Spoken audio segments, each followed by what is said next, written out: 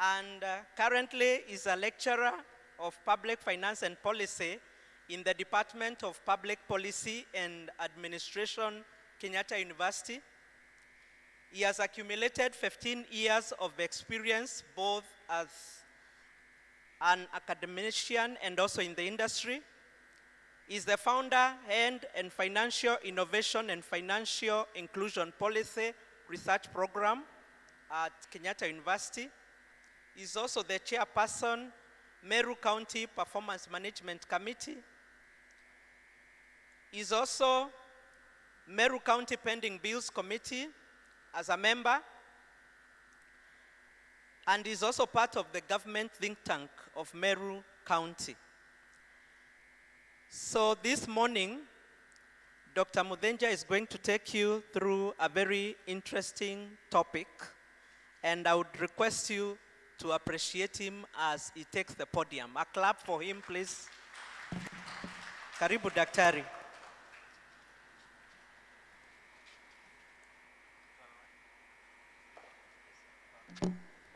Hello. Good morning. After that lengthy introduction, they say that the longer the introduction, the smaller you are. Because when they want to introduce Joe Biden, they say, ladies and gentlemen, Joe Biden. They don't tell you what he has done or not done. Are you happy to be in Kenya, those who come from outside Kenya? Huh? You love Mombasa? You call it Mombasa Raha. Raha na Mombasa. Mombasa, a place of happiness, happiness with Mombasa. I don't know whether you can interpret it directly. So it's a pleasure meeting you this morning. Just arrived from Nairobi. I'm here to catch up with the mood of the training. But from what I gather, people are so excited, ready to participate, ready to do many things. I teach at Kenyatta University in the Department of Public Policy and Administration, specializing in public finance and accounting, as well as corporate governance issues. So this morning I'm dealing with inclusivity, citizen engagement, and civic education. So I hope to start with that there is inclusivity in terms of the conference participants. I don't know which group has the highest composition, for instance, when we look at it from a gender point of view. Okay? And whether there is inclusivity from the point of view of participation in the activities of the conference, including classwork or training work. So I hope you will also be inclusive in the way you participate. So under this, we are going to look at policies for inclusivity, gender responsive budgets, rationale and principles of public participation. So when we talk about inclusivity, this is the practice or policy of providing equal access to opportunities and resources for people who might otherwise be excluded or marginalized. So such as those having physical or mental disabilities or belonging to other minority groups. So the issue we are dealing with here is how can we achieve equal access? But we may also want to ask ourselves whether it is possible to have equal access or whether we should concentrate more on equity as opposed to equality. But as we progress, we will see how that goes. But the focus here is especially with regard to those people or groups of people that are likely to be marginalized or are likely not to have the access. And of course, those people who are strong enough, those people who have, are members of certain gender, as things start, are assumed to already have opportunities in different areas. So what form of exclusion are we looking at? What form of exclusion are we looking at? Remember, the focus of our discussion today is with regard to access to PFM. The moderator did tell you that we started, or rather, I had a program at Kenyatta University. We call it Financial Innovation and Financial Inclusion Policy Research Program. I know there are a number of institutions that are involved in matters financial inclusion and matters financial innovation. What we are doing at Kenyatta University currently is to focus on the policy perspective, or focus on the policy issues, research issues that touch on financial inclusion and financial innovation. I just thought maybe I need to mention, but that is with regard to financial, or rather to finance broadly mentioned. In that case, we are not looking at public finance. You will want to also appreciate, I think, from what you know, and I think the composition of this, let me call it class for now, is people with a lot of experience, many years of experience, and we respect that, by the way. A lot of years of experience in the institutions in which you work. And that is very good, and it's helpful for our discussion. You will appreciate that we have different types of finance. We have business finance, we have corporate finance, we have, what other type of finance?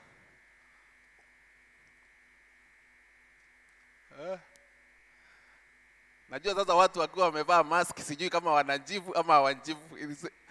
That's the modern challenges we have to deal with, or the new normal in our classrooms, that we don't know when your students are responding. Another one type of finance other than corporate finance, business finance, there is personal finance, which is rarely taught in the universities. And if you want to get more of that, you deal with motivational speakers. They will tell you a number of things of how they became millionaires, opening a butchery with only a photograph of a cow. So our focus in this session is public finance and public financial management, which specifically deals with the finances of government.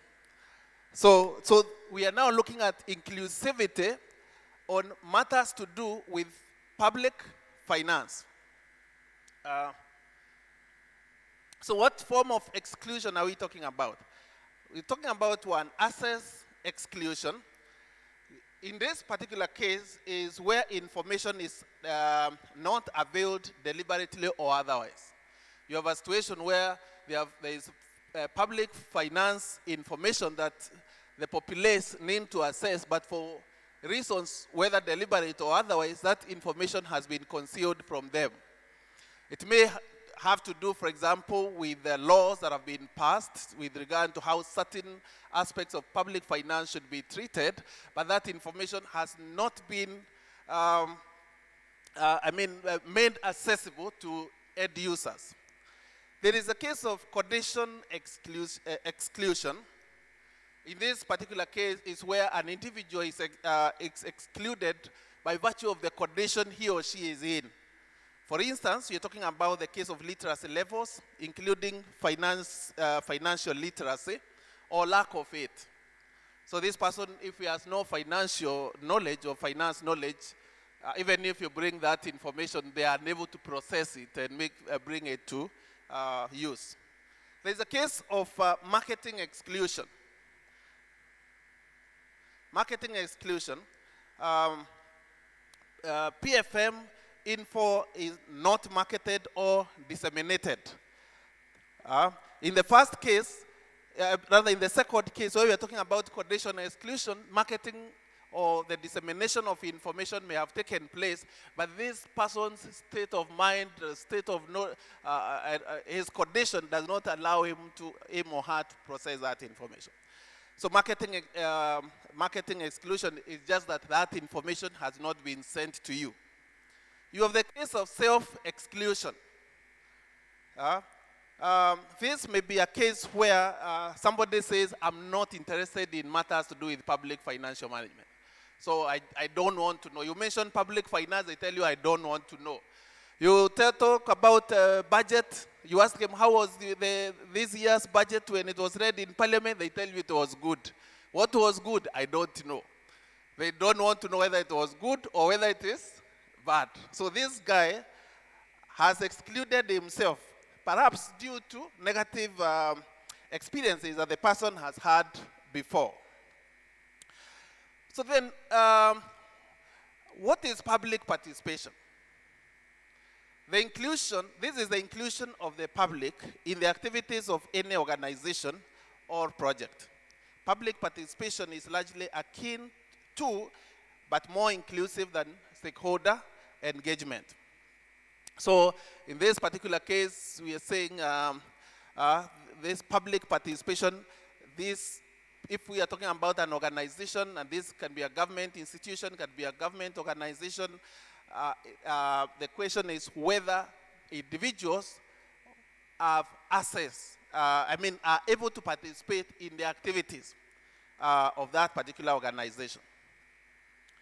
So then, what is the rationale for public participation? In other words, what is the reason? Why do we need to participate? Why do we need, rather, public participation? I will talk from the Kenyan context, while also cognizant of the fact that participants in this workshop come from different countries. But I will first refer to our own constitution that has entrenched public participation.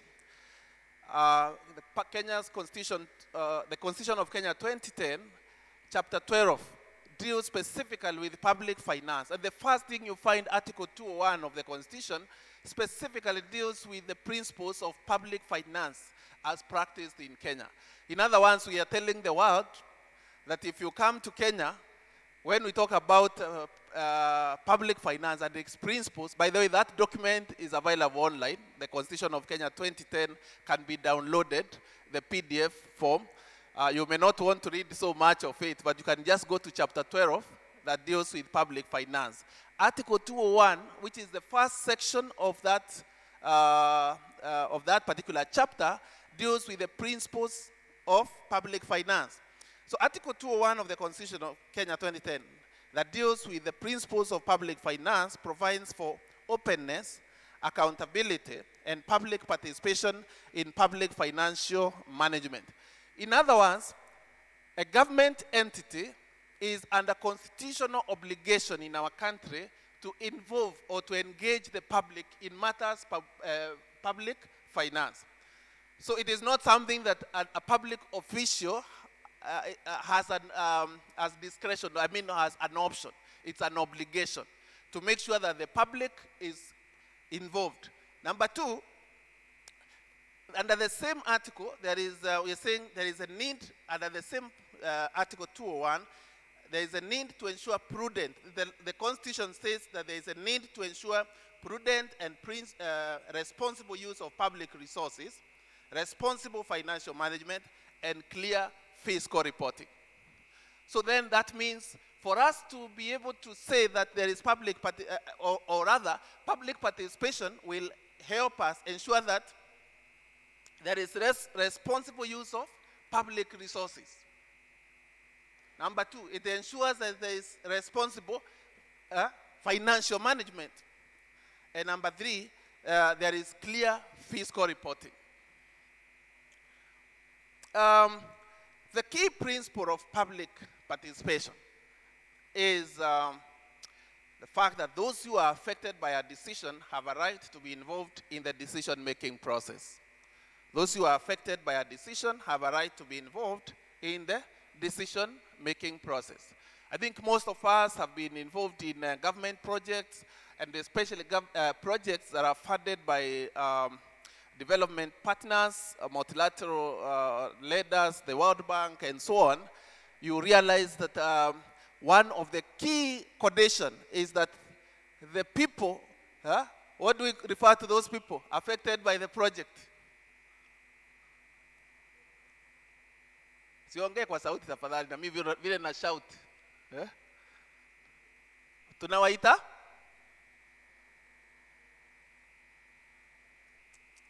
I will suggest that kila mtu apewe, Sorry, I will suggest, I was actually informed earlier on that I should not use a lot of my Kiswahili here because not everybody understands Kiswahili. So I was suggesting maybe we need each one of us to have your mic. Yeah? So there are those people, the project, people who have been affected by the project or who will be affected by the project must be consulted.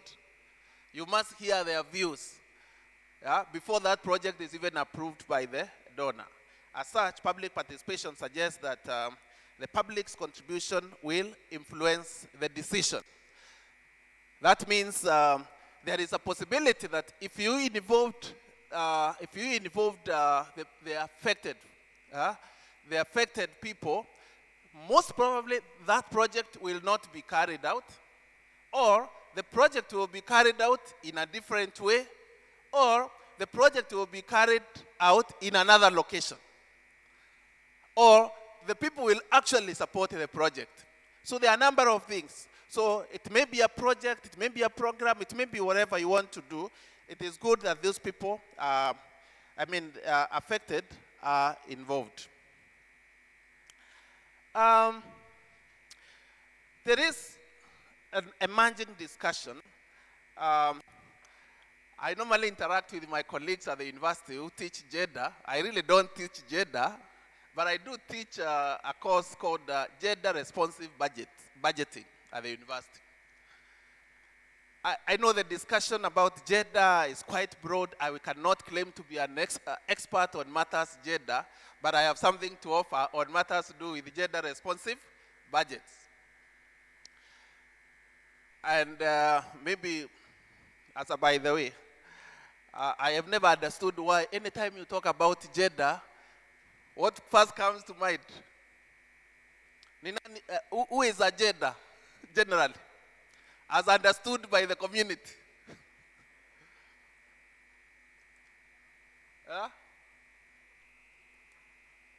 Let me tell you now one thing. Maybe this is, I don't know whether to call it a commercial break or what. You can judge for yourself what it is. It's a question. By the way, my first degree was in education. I trained as a teacher.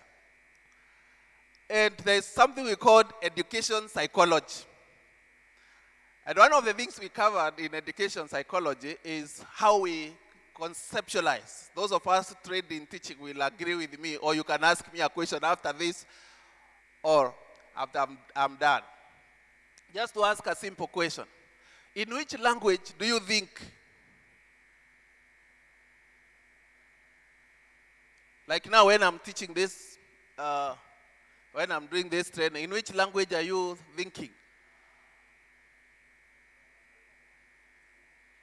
Yeah? Just raise your hand, tafadhali, please. Yes, madam. I receive it in my mother tongue. She thinks in her mother tongue. So anytime you discuss with her, her thinking is in mother tongue. Anybody else? Which country is that, madam? Yeah.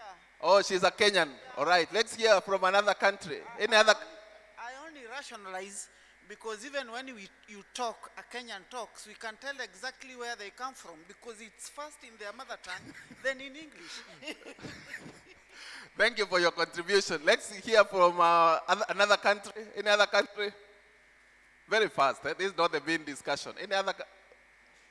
From another country? Anybody here from Zambia? Oh, from Zambia.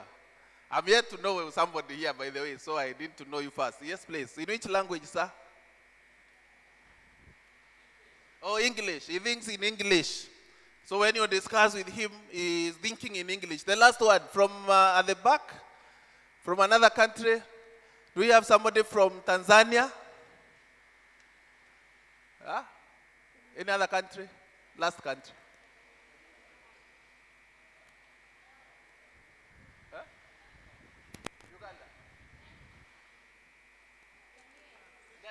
Uganda. Ghana. Hey, Ghana. Good people. A friend of mine from Ghana tells me that if you eat ugali in Ghana, it will have chili. All right? So please tell us, in which language? You are the last one to comment.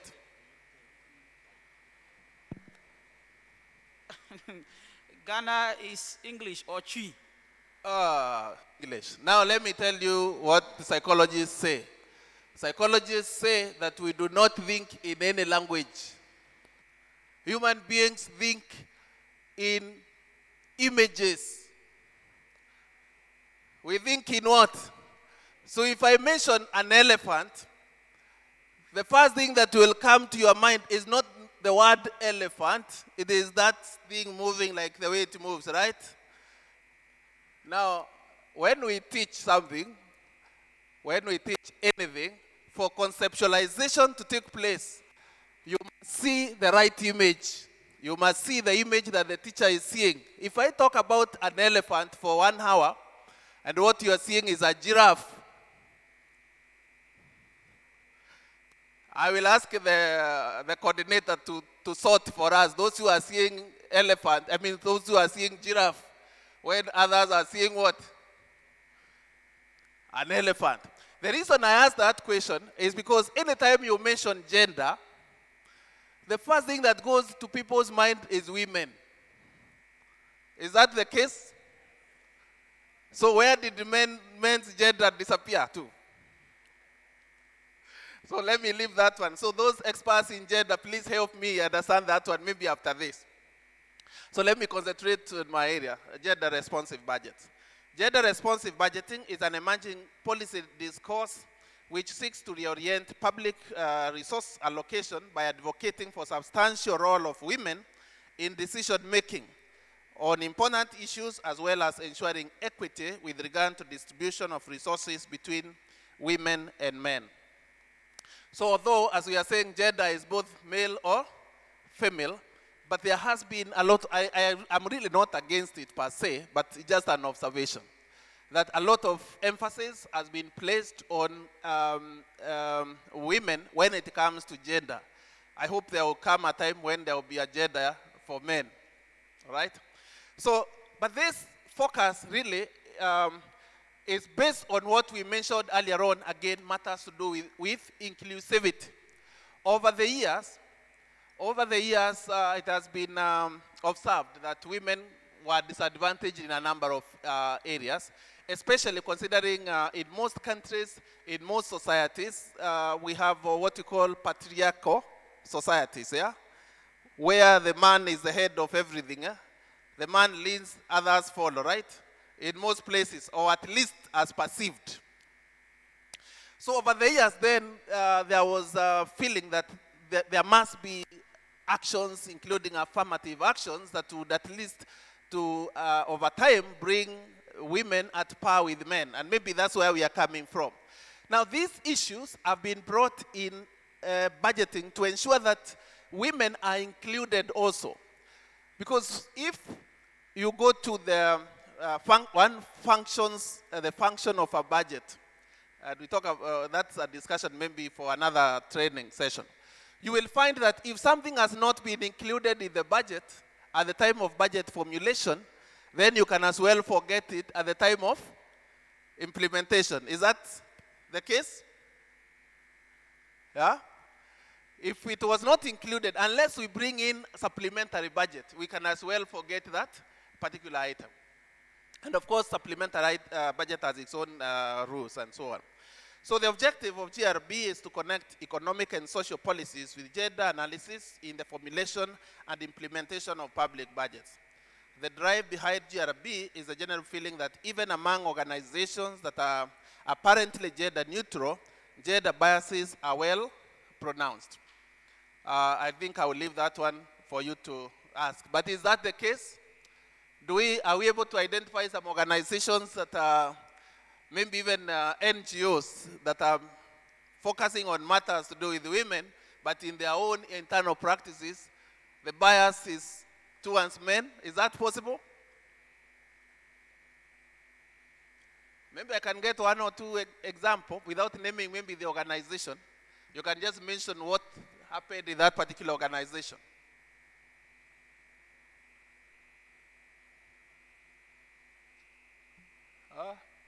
You can ask your neighbor, by the way. Although I teach in the university, this is not an examination, right? Please ask your neighbor. and keep social distance. Let me give you 2 minutes to give me that answer.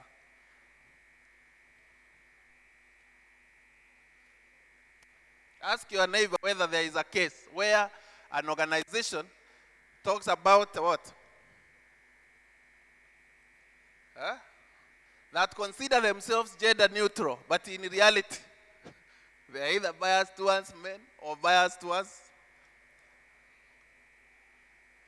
One case.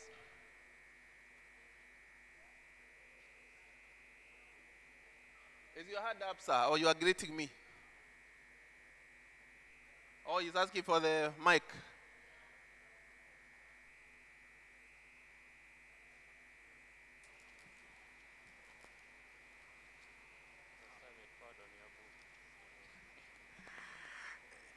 Yes, one good example, and I don't know whether it is a good example.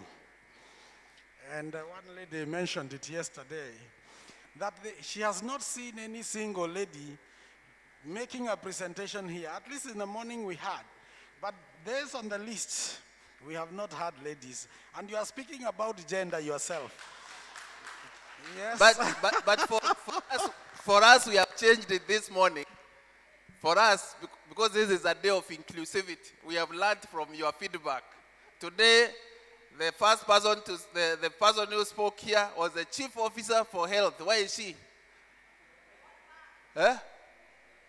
Let's face the reality on the ground. Chief Officer for Health, right? She spoke here and you asked questions, she answered them very well. Who is the moderator?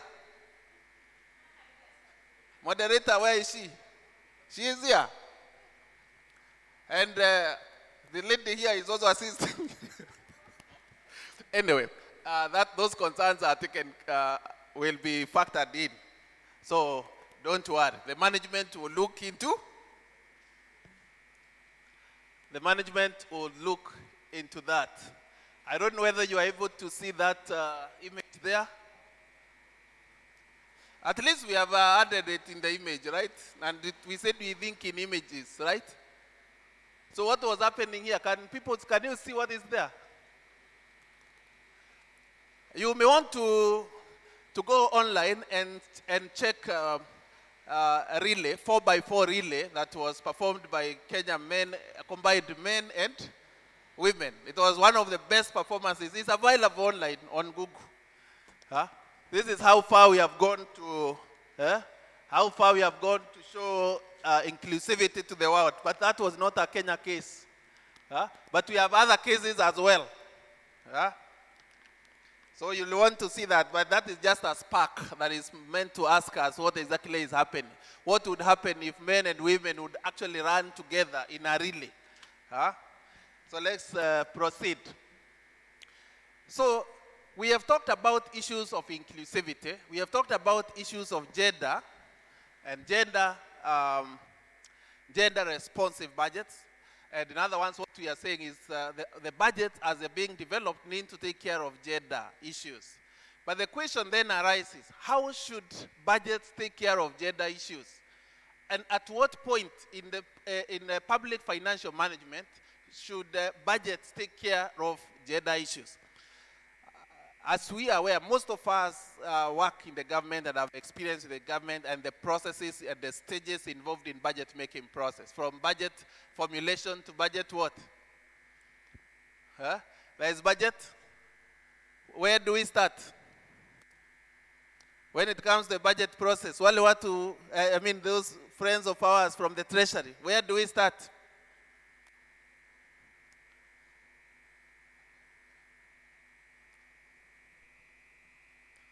You know, there is one scholar who developed a theory called adult learning theory.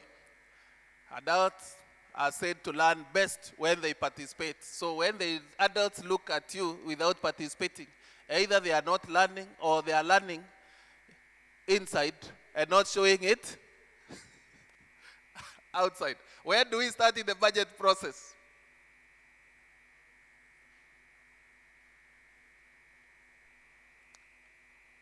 Okay, let's see how it goes. So what we are saying is that from the budget formulation to the budget execution to the budget, the impact assessment of that particular budget, women need to be involved. But not just women, we are looking at citizens. But the question then arises, how does a citizen participate in public financial management? We say that a citizen can participate either as an individual or can participate through civil societies, or evil societies as some people want to call them. They are not evil. You are agreeing with me, right? At least I want even if they are non-verbal. You know, I said evil society, and she said, so that is participation also in class. I didn't say they are evil. I said some people call them evil, but they are not evil. And she disagreed violently that they are not evil, which is good. So a citizen can participate as an individual. So how can you participate as an individual to start with? What I have highlighted here is participating through civil society. So I deliberately left individual participation. How would you do that? Let's say in the budget process. How can an individual participate?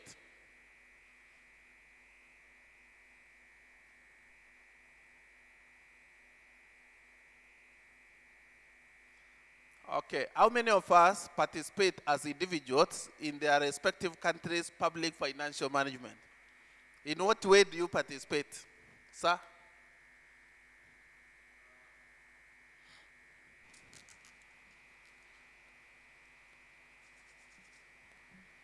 So I am the CEO and accountable manager of our organization.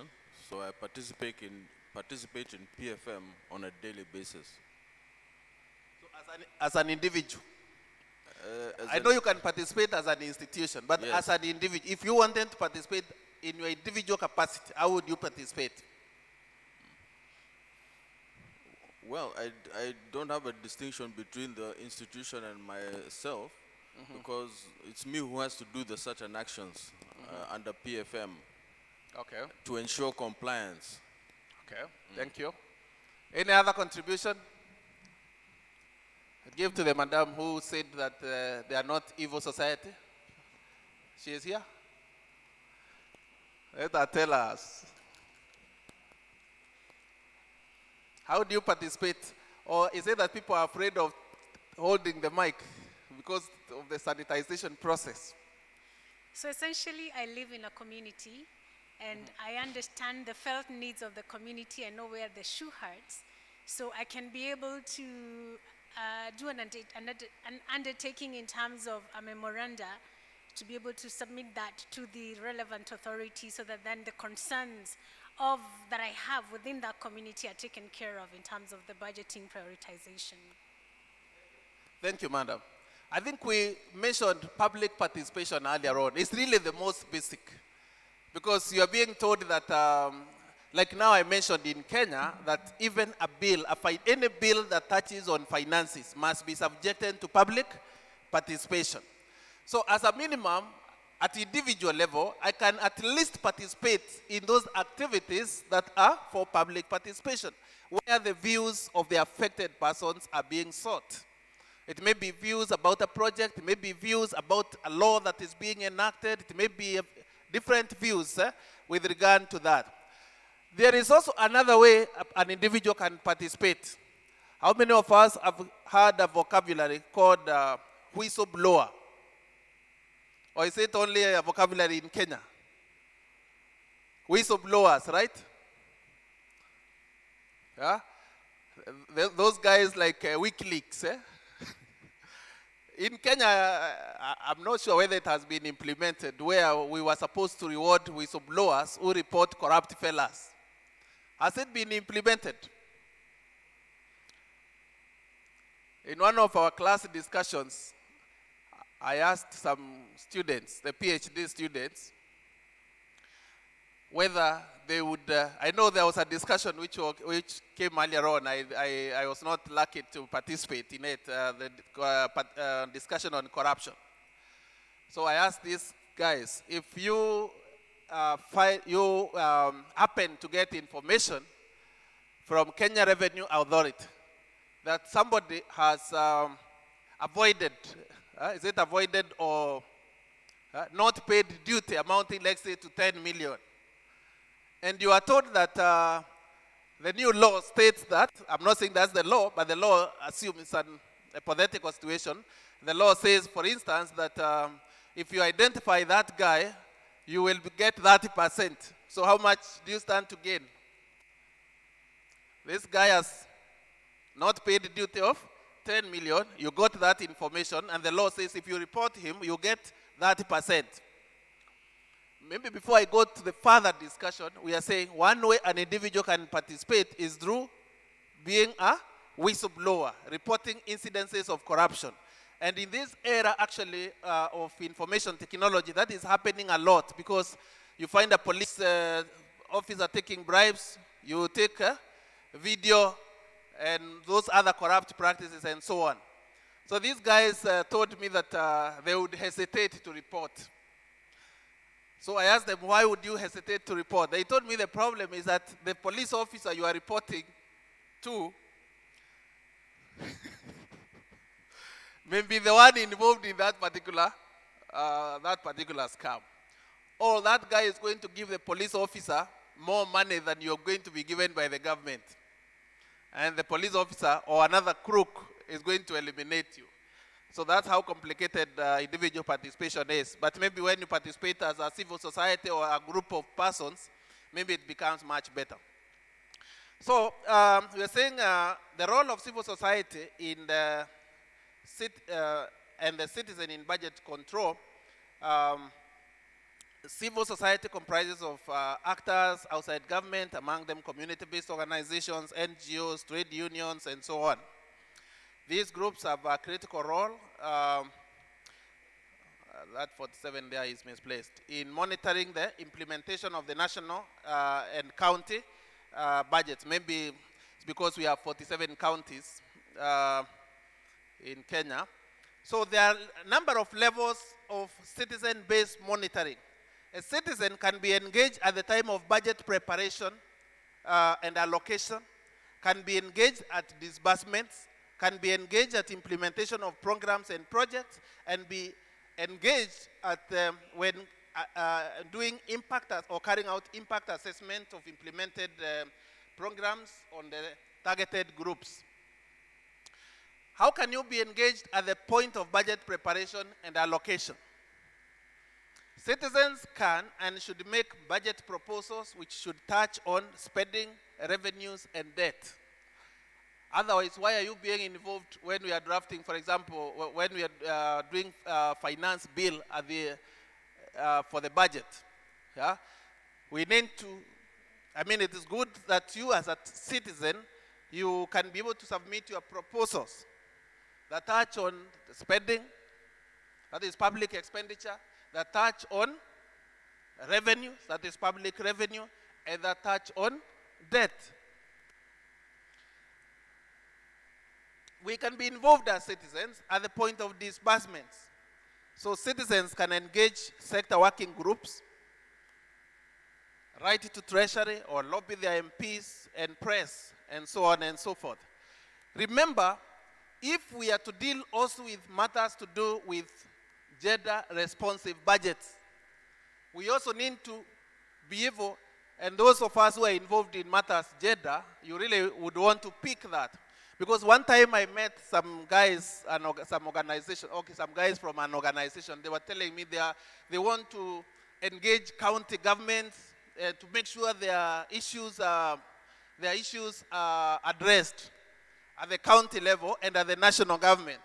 It was a friendly discussion. So I asked them, so when you go to the county government, who are you going to talk to? I do chair, as you are told. I chair pending bills committee at Meru County and also chair performance management committee at the same county. So I have a quite fair understanding of the operations of the county governments. And also understanding, but not more understanding than those who work in the treasury here. At least the understanding of how the national government work. So I ask them, so if you want to push matters to do with gender, and you go to the county government, who are you going to talk to? if you want your issues to be addressed, who are you going to deal with? These are matters we talk about in gender responsive budgeting class. And you will want to look at these issues at different levels. Because, for instance, if you are not involved at the point of budget preparation and allocations, and you come much later to push matters to do with women, when the budgets have already been read, allocations have been done, so how do you expect to benefit, for instance? So who would you deal with at the county government, for instance? You would want to ask yourself, at the county level, who is involved in setting these budget estimates at both county level and national level, if you want the issues factored in also at the national government budget. So at the disbursement, we are saying citizens can engage sector working groups, write to Treasury or lobby their MPs and the press and so on. We are talking about MPs because we understand, at least in Kenya, that the National Assembly plays one of the most critical roles in budget making process. It is the national government, the National Assembly that will pass the finance bill and all those issues related to to the budget, the appropriation bill, and so on and so forth. You want to be involved as citizens at the budget implementation. In this case, we are saying citizens can lobby through their MPs and the press. How can we be able to lobby MPs? What are we interested in? Remember the projects that are supported by MPs, and in fact now we can lobby even governors. In fact, okay, in Kenya at this time, you are better placed lobbying the members of county assembly and lobbying the governor, because those are the guys controlling the resources. The budgets will be approved, the appropriation, whatever, the bills will be approved by the members of county assembly. The budget there will be passed by MCAs, that is a county member of county assembly. So if you really want your issues addressed as women, then you will really want to make sure that the organizations that represent women can be able to talk to specific members of parliament or members of county assembly, or be able to reach the governor. That is at least at the budget implementation. Why is it important, by the way, for citizens to be involved at each stage? Most of us work with governments, and we appreciate that any government the world over is operates in a lot of bureaucracy, strict rules, bureaucratic procedures, so that getting $100 from Kenyan government, it's easier to get $100 from me as an individual than to get $100 from the government, using the formal procedure. True or false? Okay, the assumption is, first of all, I have the $100. The government may have billions of dollars, but to give you that $100, I'm talking about the time it takes for you to get that money. That this money must be accounted for. And because of the procedures, not many people understand how governments work. Then, of course, there is the official secrecy that surrounds government transactions. So because of all this, the secrecy, the procedures, if the citizen is not actively involved, so much happens. For instance, you may be told that we have allocated 200 billion to provide every woman with a laptop, because we want women to be digital. That is put in the budget. Now, as citizens, we will follow up to see whether actually, at the point of implementation, our women actually are digital. That is, do they have the laptops or not? Implementation of programs and projects. On a number of occasions, citizens have complained of slow project execution and gone as far as demonstrating in the streets. Such incidents remind the executive of the need to ensure the budget measures to address and resolve public problems. I mean people's problems. So at the time of implementation of programs and projects, you can be involved. And lastly, impact assessment of implemented programs on the target groups. Since no government can ignore the people and hope to be re-elected, this kind of monitoring can be effective if well organized. In other words, for a politician, if the project has actually been implemented, you can't deny. I remember the last election, we went somewhere to campaign against certain candidate, and we were told, that's my part-time job. In case you are looking at me wondering whether I'm teaching in the university or I'm a politician. It's a part-time job. Side hustle is in Kenya, right? So when these guys ask, do you know what this guy did in this and this place? Do you know what he did in this and this place? So although I wasn't supportive of the candidate, I went thinking and asking myself, what if this guy actually did more? Yeah? If this guy is where he did that small project, can speak so positively of this guy, what would have happened if he did more in certain other locations? What these guys are simply saying is that they are doing some form of impact assessment and saying that this project has impact on us. I'm almost winding up. Actually, I'm winding up. So that's food for thought. It's the second last slide. So the next is the head. So relax. So the food for thought. With regard to what? Inclusivity. The Constitution introduced Equalization Fund. I think it's the first fund that is created under Chapter 12 of Kenya's Constitution. That a certain percentage, I think 0.5% of national revenue that has been audited and approved by the National Assembly, that 0.5% is supposed to go to the Equalization Fund and be able to bring those regions that are considered marginalized at par with the regions that are now developed or perceived to be developed.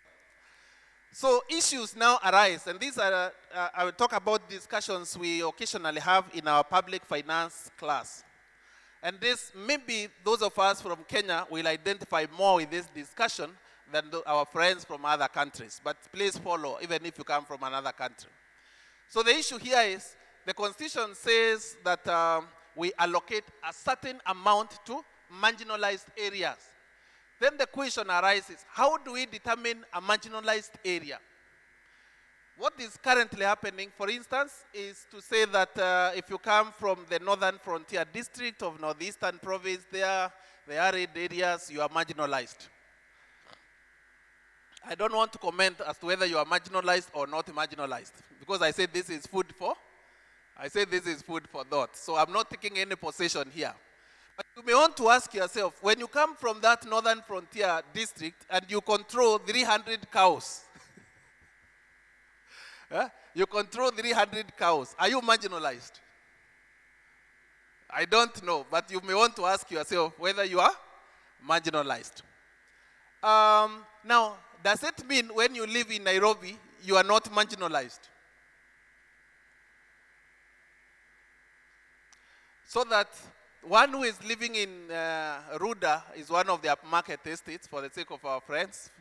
Ruda, Karen, Lavington.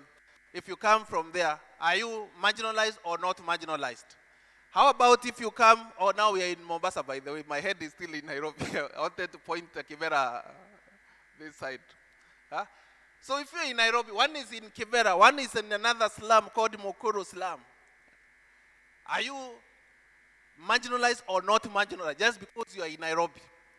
So the question we ask ourselves then, how should that formula be arrived at? The formula for, we are talking about inclusivity now in terms of allocation of that particular amount that is supposed to go to the equalization fund. My thinking and my suggestion has been, okay, the current practice is to take certain region entirely as being marginalized. If you come, for instance, from Turkana County, or rather Turkana County will be considered marginalized and therefore get a share of the equalization fund. Is that what is happening? Please participate, my Kenyan friends, support me. Unajua here is quite hot, although the fans are on. Is that what is happening?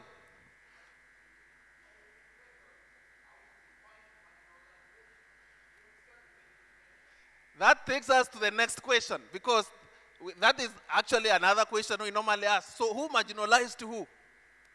Marginalization, as far as the Constitution is concerned, sir, our Constitution, it says that you are marginalized if you are not at par with those other developed regions. That is at least our constitutional definition of marginalization. As for the other social sciences, I will not delve into that. But the thing is, if you have no roads in your region, if you have no schools, if you have no hospitals, blah, blah, you are marginalized. But the issue I wanted to bring maybe for us to think about with regard to the equalization fund is, would it be more prudent, for instance, if we said that each county, each of the 47 counties gets a share of the equalization fund? Then the county itself determines which part of that particular county is marginalized, right? Because if you're in Nairobi County and you live in Mukuru slum, are you not marginalized? Perhaps we may want to think about it.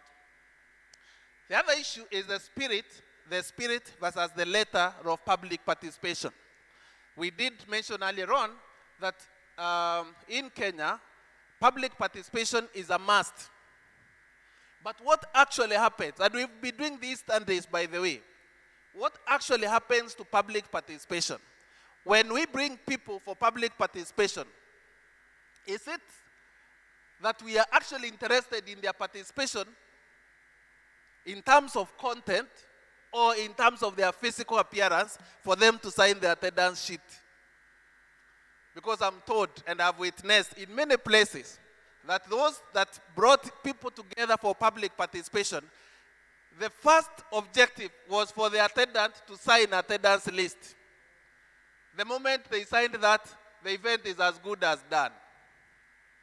How many of us have seen such a situation? Oh, looks like I'm making funny observations. But I will tell you, in most places, you go for public participation. It doesn't matter whether you are dealing with a government institution, although for development organization, they are a bit more structured and a bit more wherever. But if a bill is to be passed in parliament and it's brought for public participation, I can bet more than 90% the decision has already been made. And your contribution is largely insignificant. If that is the case, and that is the challenge I want to bring to us, if that is then is the case, and if it's not the case, then that's a good thing. If you have read a book by, I think, Robert Kiyosaki, he argues that if you ask a question, it opens the mind. If you make a statement, it closes the mind. So the questions I'm asking are more proving questions that are meant to arouse our intellectual curiosity to be able to ask these questions and maybe perhaps arrive at better answers. So if in most public participation events, decisions have already been made, what then is the role of the citizen and how can that be changed? Because in most cases you sign attendance sheet, then you're told welcome for lunch. Lunch will be provided in plenty. But the most important thing was your signature. Civic education and financial literacy, or lack of it. So we are saying let's do civic education. But how do you do civic education on public financial matters to the population that is financial illiterate? And financial illiteracy, okay, let me say public finance illiteracy. Because not everyone who understands finance understands public finance. And I'll give you an example. And I've posed this question many times to my students, especially in the last general election here, when there was a lot of talk that Eurobond money was stolen. And I'm not talking about, we are talking about university students, doing business courses and related stuff. So you ask them, so was Eurobond money stolen? Of course, they raise their hands depending on their political orientation. So you pick one student, you ask him, sir, so what is a Eurobond? One of them just was frank. He told me, sir, I don't know what it is, but I know it was stolen.